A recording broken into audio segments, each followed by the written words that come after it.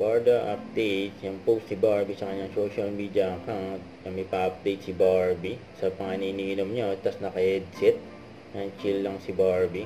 At ang sabi ni Barbie, touchdown Canada, and dumating na sila Barbie dyan, sa Canada, para sa Sparkle Goes to Canada show nila. Yan, kasama ni Barbie dyan, yan sila David Licavro, yan, Julian Sanase at River Cruz. Meron pang bar dyan sa sinasakyan nilang aeroplano, usual. Yan, saya nila, Siyempre, enjoy lang sila. At good luck sa show nila, workation ang gagawin nila, siyempre.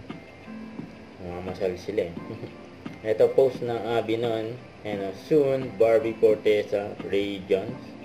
Believe us when we say that she will be Ray Jones. And abangan yan sa April 4. And painting the town red on April 4, be the first to know. Huwag kalimutan mag-subscribe, click ang notification bell for more update. Ito po ang Chordy Anshum Vlog.